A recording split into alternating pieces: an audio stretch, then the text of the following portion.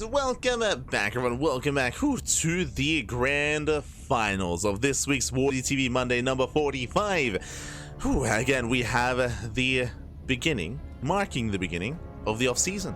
Marking the beginning here of the off-season of StarCraft 2. And we have our two finalists here. We have our PvP finals and spawning in the top bottom left-hand corner of ley lines. We have our Danish Protoss player. We have the blue Protoss representing Sidestorm Gaming. It is MaxPax. And spawning in the top right-hand corner, we have the red Protoss player. The red Protoss player himself from South Korea, representing Twisted Minds. It is herO. And if you're in the chat, you know what time it is. It is Gamba time. Predictions are open. Place your bets on who you think will claim the series. Best of luck in the chat as we jump into our PvP. And already we saw some quirky builds out of herO, but I mean that's what we expect here when these two face off. Is either greed or aggression. Here he's very fond of cutting corners and out-greeding MaxPax when it comes to PvP. Likewise, we have seen herO, of course, attempt to punish the greed of MaxPax. So far, MaxPax standing up on the high ground. We have the second pylon further back in the main base, and we do often see MaxPax going for the same tried and true, just gate, cyber, into Stargate, into expansion. Both gases were taken, so again, we do expect to see just the MaxPax opener from our blue Protoss player. From the side of herO, this is where things get more interesting. There it is. We have Gate, Cybercore into Nexus. herO is also cutting corners. herO is also being greedy. This also means that this could be the beginning of Phoenix Wars. Oh boy. Now what does that mean? Basically, if both players go gateway into Cybercore, if both players pylon block each other, and if both players cannot expand, then we should be seeing Stargates. Stargate from MaxPax and Stargate from herO. If both players throw down Stargates, then Phoenixes. You have to make Phoenixes. If you don't make Phoenixes, you will just die. We'll just die if we both have Stargate. Meanwhile, no pylon block. Ooh, does miss the pylon block. So herO, he does get the Nexus. MaxPax Stargate, as we expected. Stargate out of MaxPax before his expansion. Meanwhile, again, MaxPax, he failed to pylon block. So herO, he may, I mean, this can still lead into Stargate, but herO will have the economic lead. True. He will have the economic edge over his opponents. The question becomes, herO, what gate or what are we going to be spending our gas on? What do we take it to? So yeah, the Stargate is on the way. MaxPax, because there's no Stargate from his opponent, he should be going for the Oracle instead. Should open Oracle, and herO can try to go into a ground-based composition instead. Show us that Twilight Council. Oh, show us the gateways. With the proxy pylon, we can go for a gateway across the map. We can go for a gateway back at home, or even proxy 2 gate just to hide it. Yeah, true. Okay. One gate back at home, so sorry, one extra gate back at home, so it's going to be 2 gates at home, 1 across the map. It's going to be 3 gates here out of herO, and herO, he can throw this into an all-in. Even though herO did open up in quite a greedy fashion, it is looking like more of a fake out. So there it is, the gateway has been thrown down, and herO, he's not making probes. Oh, there we go. Probe production has begun, somewhat. He's massing up his army. Does take down the Zealot. And can herO intercept? Does for the Oracle. The Oracle's moving out. Shield battery is done. herO, he commits, and he can soon warp in. Yeah, 1 base all in. herO, he's going for it. Again, there's no saturation at the natural base. Probes are going down. And it's all or nothing for herO. That's a lot of losses, though. That's going to be, what, 5, 6 probe kills? Oh my god, that one adept adding so much extra DPS, allowing for the one-shots. Yeah, it does allow for it. 9 probe kills. At the same time, herO, he breaks the shield battery, but I don't think herO has enough. Yeah, he does not have enough. He needs those reinforcements. There is that stasis on top of the ramp. Oh, the face check! Oh, does face check off the ramp. Massive stasis goes off. And herO, he needs more warpins, needs more reinforcements. Behind this, we have 2 gateways here for MaxPax. Void Rays on the way, but no shield battery. But again, that wall is brutal. That wall is buying so much time. Takes out one of the pylons, now going for the other. Now there's only 1 gateway powered. The Void Ray will pop out. But is the Void Ray going to be enough? The boys are being pulled. Does pull the boys. Nice force field. Sending back the army. There's 1 shield battery here behind this. And it will finish. True. Does finish up in time. Meanwhile, 14, 15 probe kills. Every worker goes down. herO completely all in. He has no reinforcements. He has no warpins. The longer this goes on, the worse it is for herO, and MaxPax, he holds. Yeah, he is holding. Well, I say that does lose the Void Ray. 2 more Stalkers arrive. With 2 extra Stalkers, herO, he can start to kill these Stalkers. Yeah, he's breaking through. He's trying to, but another 2 Stalkers go down. They trade 2 and 2. There's 5 Stalkers left. Down to 4. Down to 4 Stalkers. Another Void Rays on the way.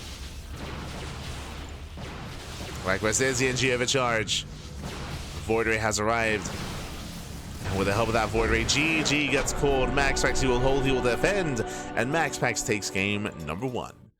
Whew, GG, well played. And honestly, the MVP of that game was the Adept. The one Adept got into the main base, and because of that one Adept, the Oracle alongside the Adept could one-shot workers, and that was 9 probes. That was 9 probe kills at the start of the game.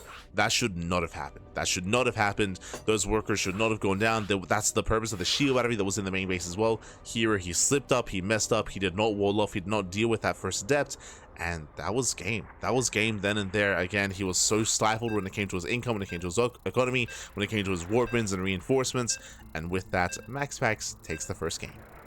GG, well played. I did enjoy the overall build of herO, to go for a greedy build and follow it up with an all-in to just catch his opponent off guard, and we've seen that work before. We have seen MaxPax die that in the past, but not this time. Not this time. As we are getting into game number 2. And spawning in the bottom right hand corner of Pylon, we have the Danish Protoss player. We have the blue Protoss representing Sidestone Gaming. It is MaxPax. And spawning in the top left hand corner, we have the South Korean Protoss player. We have the red Protoss representing Twisted Minds. It is herO. We go. So players are going to be opening up. Whew. And welcome on to Pylon. Pylon is one of the smaller maps in the map pool. Shorter rushes by ground. Aggression here can be favored. We'll see how our players do open up.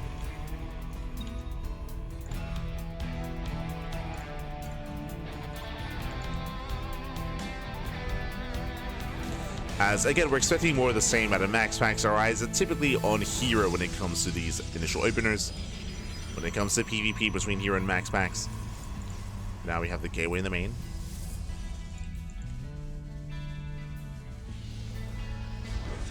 Okay, 2 gate opener. MaxPax does scout, does confirm. So 2 gate opener out of herO. Interesting setup as well. He does decide not to throw down the gateways as a part of the wall. This means that he is going to be vulnerable to Adepts. Adepts are going to be even more devastating here, as there is no SimCity here to deal with that.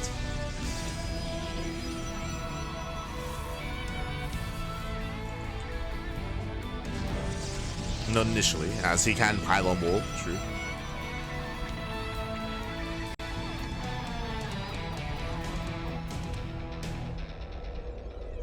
But this means that, I mean, MaxPax can just comfortably get into his own build. Comfortably go gate into Cybercore, into Stargate, into expansion. Oh, actually, MaxPax is building up, going for the Nexus first. Nexus before Stargate. Okay, so MaxPax is going to be cutting some corners. He's going to be slightly greedier than normal. Slightly more greedier. Meanwhile, double Adept out of herO. And we'll see what he can get done. As here he is opening up double Adept, he's going to be hyper aggressive across the map.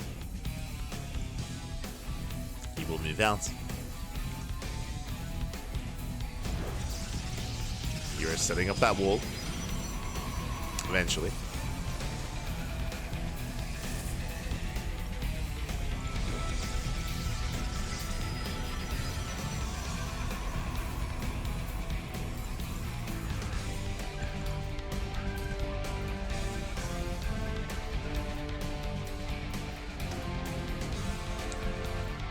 And this herO expanding. He's going to have a later and a delayed expansion.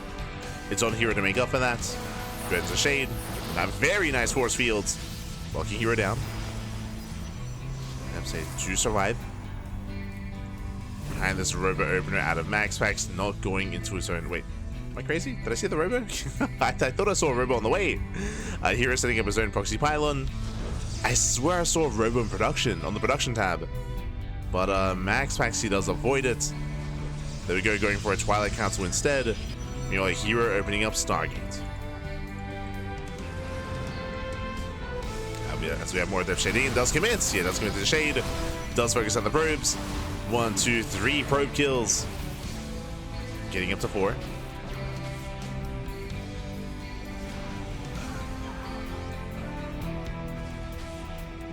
he's trying to chase down those final workers. We have more deaths warping in. Going for the shade. It does get into the mineral line. Gets more damage. And MaxPax getting pulled apart. Oh, losing even more workers. How many in total? 7. 7 probes going down. Does not quite shade into the mineral line or into the base, into the main. But this is brutal damage, and MaxPax has no way to recover, no way to harass, I should say. MaxPax, he chose not to open Stargate, which was, in my mind, a little bit out of character. Which means he has no Oracle harass across the map. He's just stuck at home, just stuck taking all this aggression. Does wall off in time. Kiri finds even more damage. Gets more probes. Adepse keeps shading in. And MaxPax, he just cannot keep up. Oracles are on the way. Again, we're just doubling down on the mass aggression. Now, the one thing that MaxPax does have is, if you can notice here, because here he's investing everything into harass, into adept harass and oracle harass. Meanwhile, MaxPax is building up an army. He's building up more and more stalkers. Blink is halfway done, and in a head-on fight, MaxPax will win. And here he comes. He does move out across the map, and he has a robust army. He has stalkers. Station trap into the main base, back at home, but we have to defend. Boys are being pulled, and again, herO, he just doesn't really have much at home. Again, he's been focusing and fixating purely on harass, so he has no army. Warps in a couple of stalkers. Shield battery's almost out of NG. Yeah, boys are being pulled. herO doesn't get damage done across the map.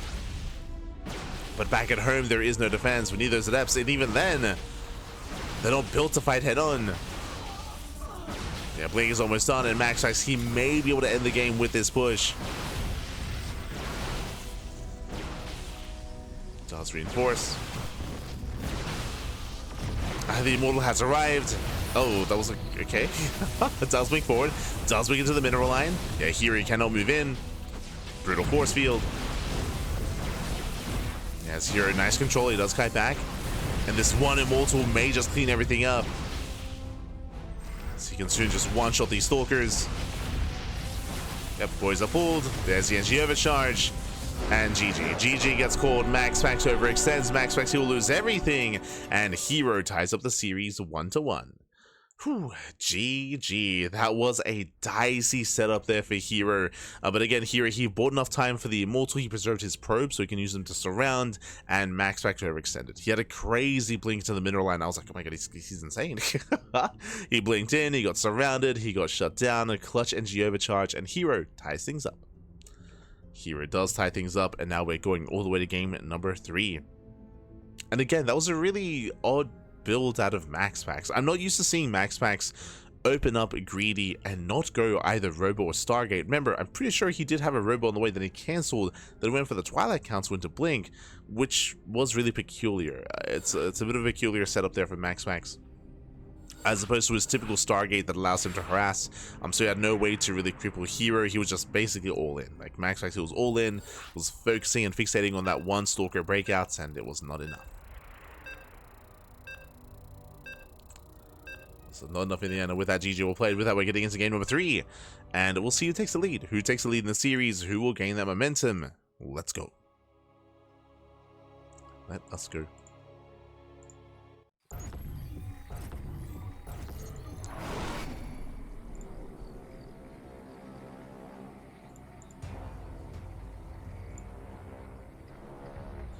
So we're getting into game number 3, and spawning in the bottom right hand corner of Incorporeal, we have the blue Protoss player. The blue Protoss, the Danish Protoss representing Samsung Gaming. It is MaxPax.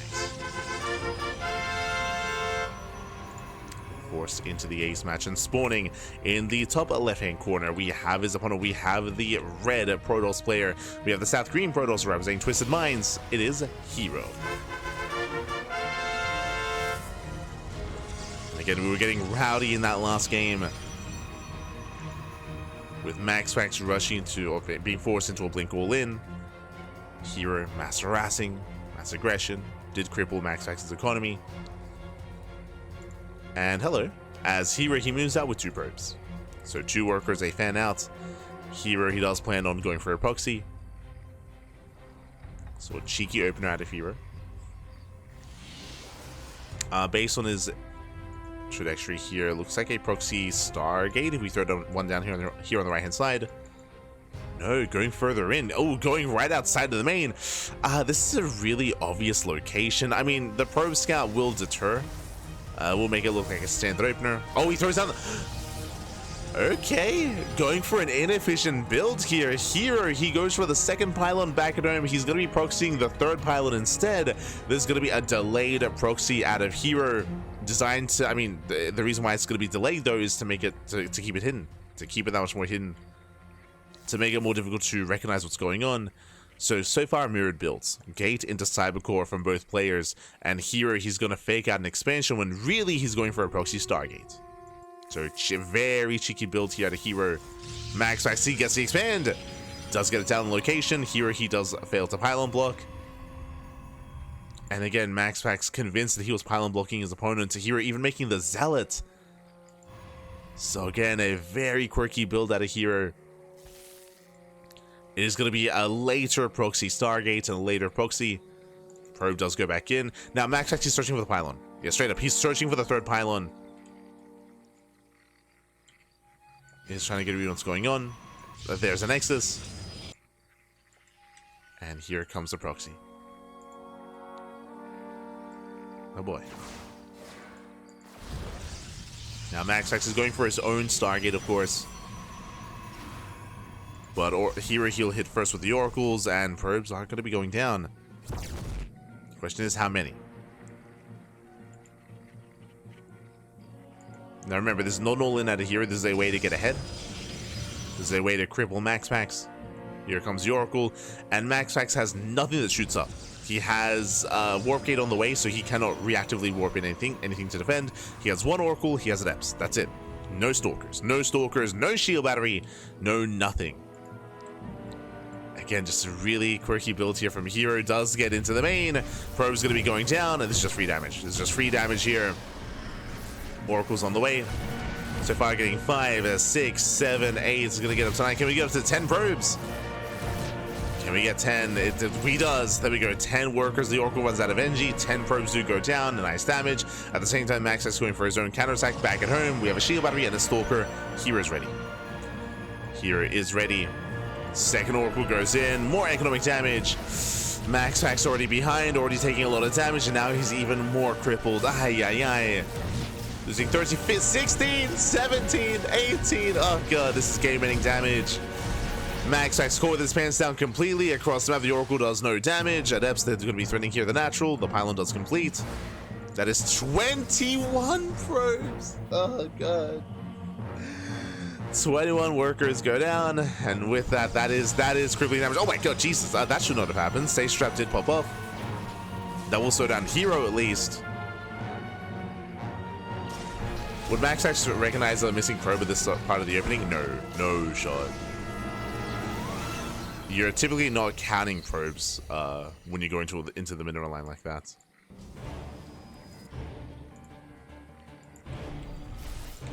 Oh. So again, just very cheeky out of herO, even catching out the adept. And herO has a massive lead. herO's got 30 workers to the 18 of MaxPax. The station trap in the main base did help, but it should not be enough. But that goes down. MaxPax has nothing. Yep, GG. There's just nothing to work with. GG gets called, and herO, he takes a 2-1 lead. GG, well played. Again, a very cheeky build out of herO to move out with 2 probes instead of 1, and to go for not a proxy with the second pylon, but to go for a delayed proxy with the third pylon instead. So again, this is technically like an inefficient proxy or an inefficient build, in a sense, just because it hits later than usual, but that's why it's harder to scout, because it is hitting later than your typical proxy Stargate. Because he proxied with the third pylon, so with the second pylon. So GG, well played. With that, he did catch MaxPax completely with his pants down, and with that, we're getting into game number 4. Let's go. Let us go. Getting into game 4, and herO, he is 1 game away from claiming the series. Meanwhile, MaxPax, he has to fight back herO now to force the ace match.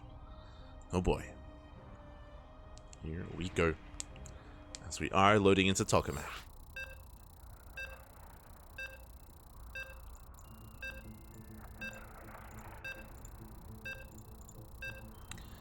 And we'll see what kind of build herO has this time, because we've seen some hyper greedy builds out of herO. We've seen some very cheesy builds, of course, as well. What are we going for as we load into Tokamak?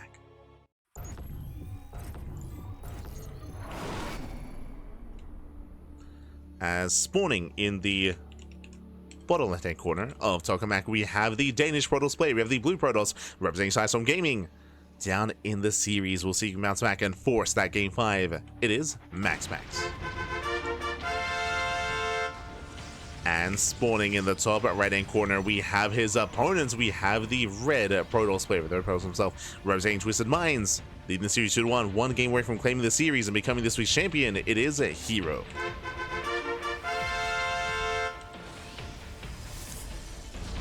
We go. As this time only moves out with one. This time only one probe moves out across the map. Just the one. Let's move out. Likewise, so does MaxPax. They will pass by each other. I'm sure MaxPax is going to be second guessing himself now at this point. Like, hold up. The mind games. So do move in. MaxPax taking both gases, as he does. He's in position on low ground to block the expansion. Looks like we're both going for a gate into Cybercore into expand, so mirrored builds.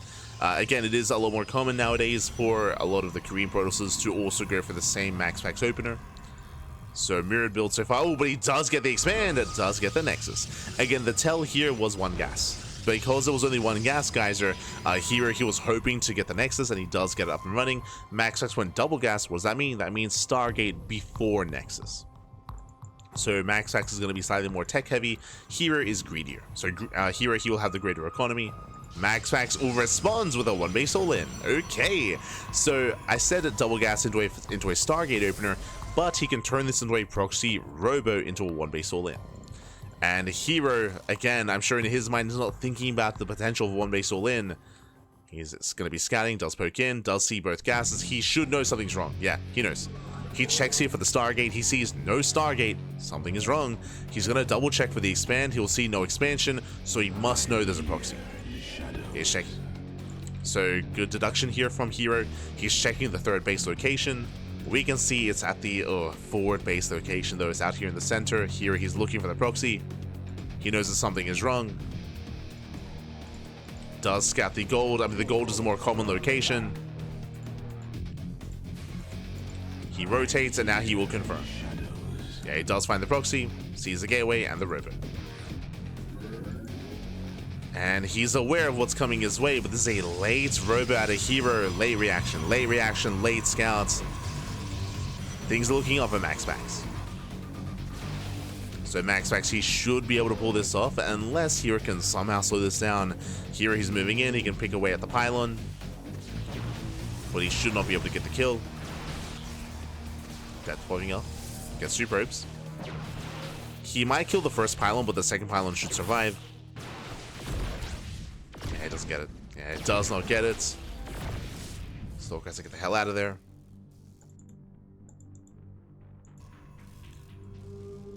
And again, it's just the problem here is how late the robo is for herO. Gonna have to try to hold on with pure Stalker. Shield battery is not done either. Prism is on the way. That allows MaxPax, of course, to bypass the ramp and to go straight to the main.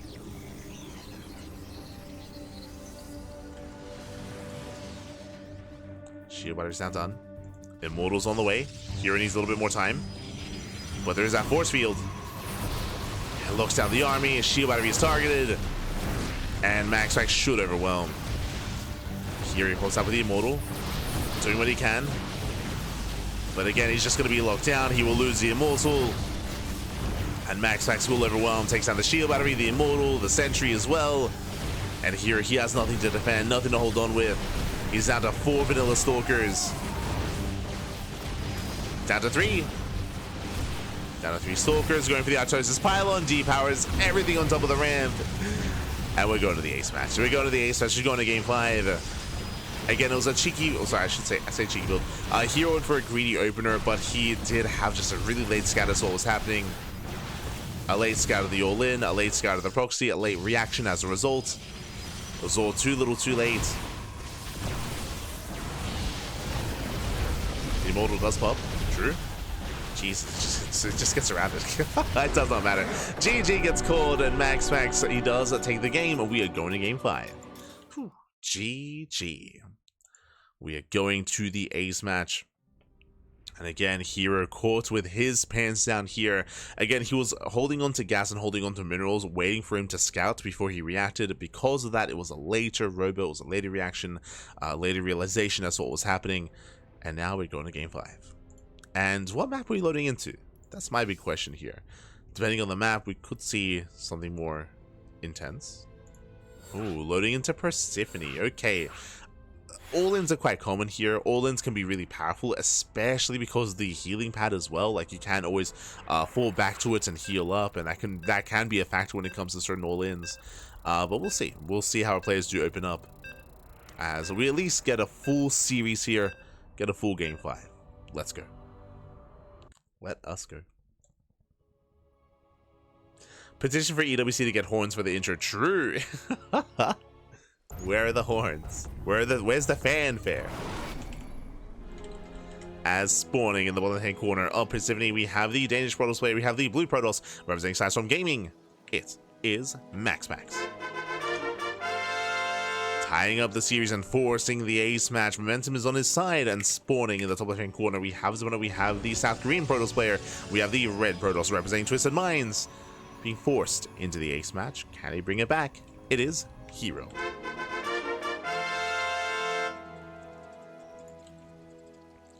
We go. As again, if you're too greedy against MaxPax, he's willing to one-base all in you as well. He's willing to proxy. It's always something to bear in mind. As we are going to be opening up. Again, we do expect to see an earlier second gas geyser out of MaxPax, but there are times where he does delay it. There we go. Okay, he's taking it. So double gas opener with that faster tech.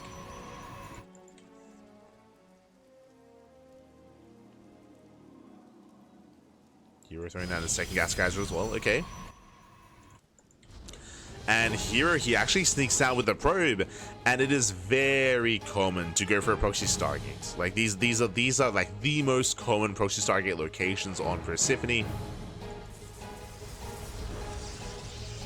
Here he will hide his pylon, and the question becomes: is this real or is this fake? Is he actually going to proxy the Stargate, or is it just a pylon just to be there? Now again, a proxy Stargate is not a one-base all-in, it is just a way to get economic damage.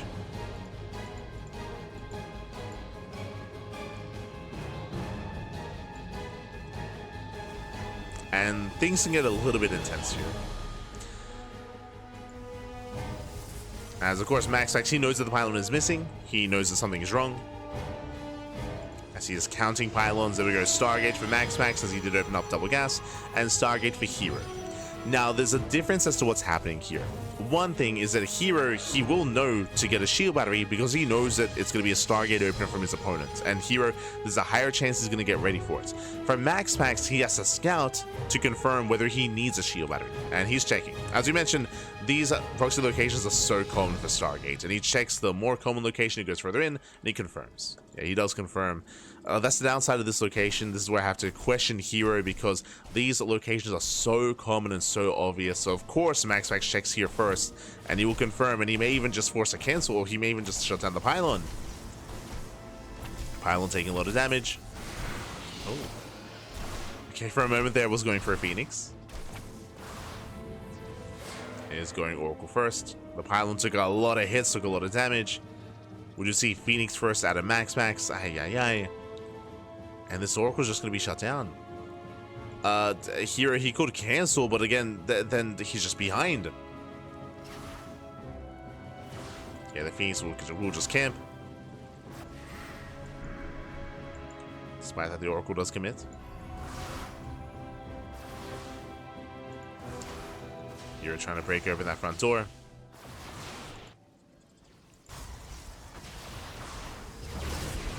Oracle does get into the mineral line, going for the stasis trap. Under reaction! No reaction! No! MaxPax! Oh my god, massive connection. MaxPax, he was otherwise distracted. He was distracted by the adepts. Stasis goes off and he does get every single mineral mining probe. Yeah, 0 mineral income here out of MaxPax. Ay, ay, ay. That should not have happened, but herO to catch up, because herO, he is behind when it comes to his tech, is going for the gold. He's going for the gold expansion. MaxPax is making a beeline for the gold base. Or is he? Gonna be distracted by the adepts. He's distracted! Yeah, very fortunate for herO, as MaxPax, he was about to scout, about to check. Distracted by the adepts. Behind this Twilight Council and a gateway, getting to a 3-gate setup. More Phoenixes are building up, and he's gonna check. Yeah, MaxPax, he does check the gold. I mean, again, he's playing against herO. Why wouldn't you? Does confirm. Is aware. And herO knows. You can see he's ferrying his probes. Ooh, the Oracle gets in. Another stace. Even though the Stargate got depowered, even though the Stargate got scouted, this Oracle has actually done a lot of damage. Going for another stasis. Oh, this time it will not complete. This time it doesn't finish.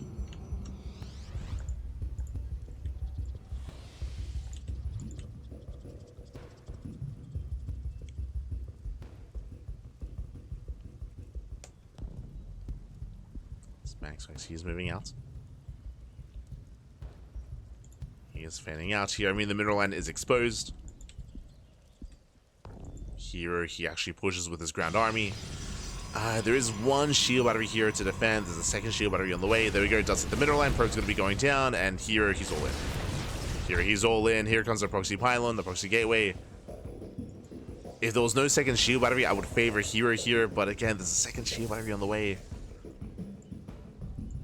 Has to send it. The Phoenix is already racing back home. Already racing back. Does get the sentry. Sentry goes down. The boys are being pulled. Losing one, losing 2 stalkers already. Every stalker counts. And MaxPax, he's holding. MaxPax, he's holding on. Now, what's important here is that MaxPax is forced to defend. herO, I say he's all in. He's reprobing. He's resaturing that gold. Like, because of this gold base, economically here, he's keeping up. Getting into another gateway, getting into Blink.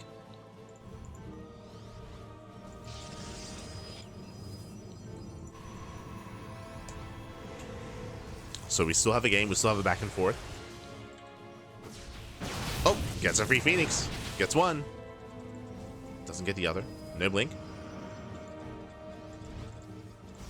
But he can dive on the Immortal. 3 shield bearers, is that enough? Like, oh, he gets baited! Oh, he gets baited! Does focus on the hallucination. That was 2 volleys wasted on the hallucination. But he still breaks through the Stalkers. Yeah, 3 Stalkers going down. Oh, does respond to the Phoenixes. Gets another Phoenix. And MaxPax is being pulled apart. The Immortal is stuck in the back line. The Immortal just no damage. But there's a second Immortal on the way. Another Phoenix falls. Again, better control here from herO, but now there's a second Immortal. Despite the control, it may not matter. As the Immortal count is getting higher. Nice force fields. He locks down one of the Immortals. One more volley. Does get one. And he's going for the other. Yeah, it does take down the other Immortal as well. He's done it. He has done it. He has broken the back of MaxPax.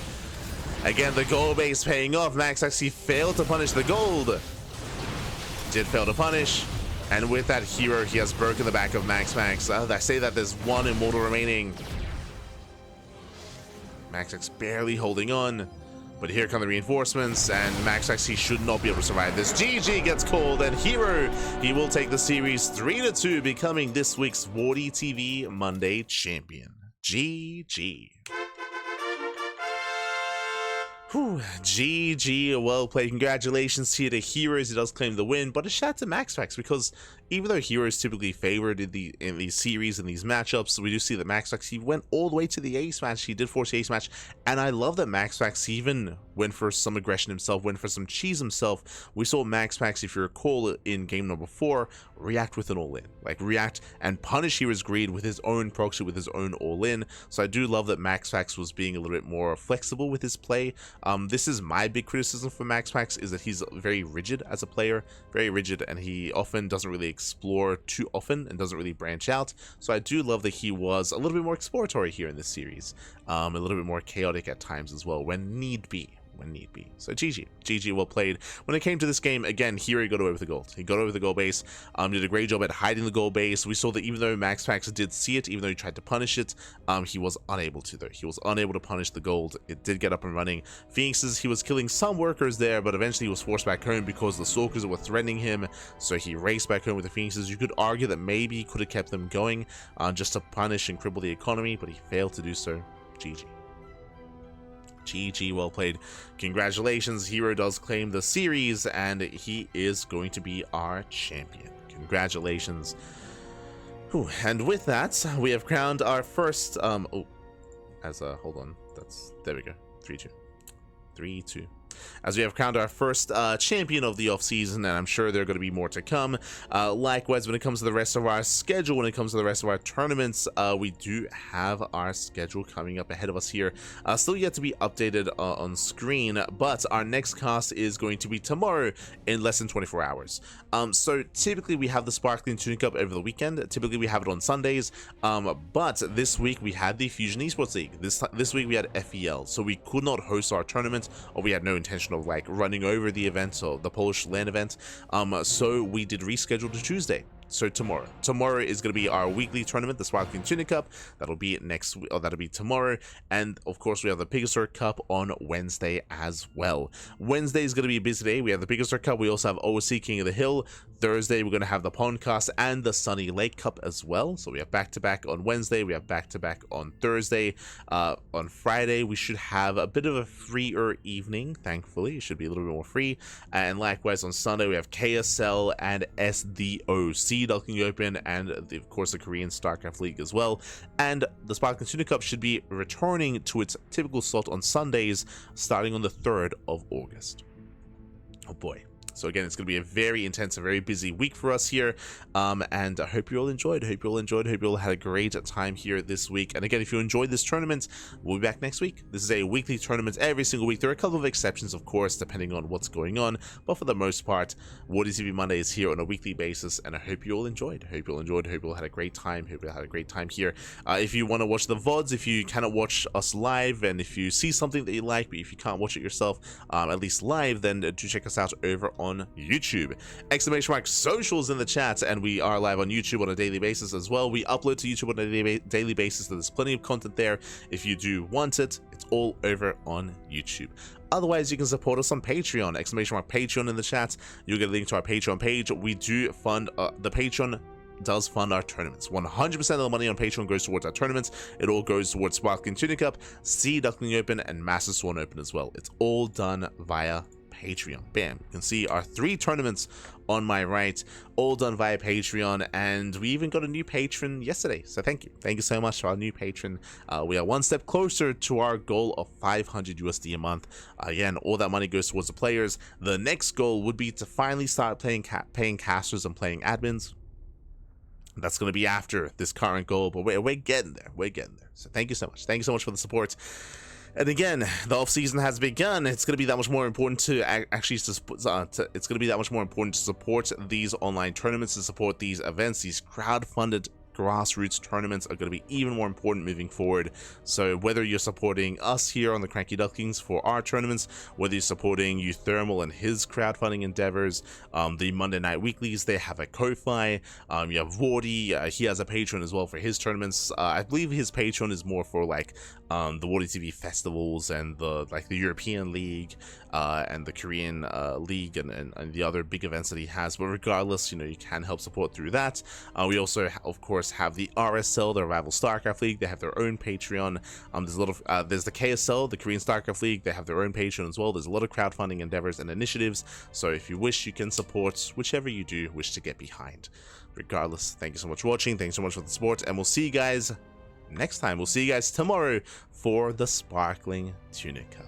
Thanks for watching. See you next time. Ciao, papi, ciao. Hasta luego. See you next time.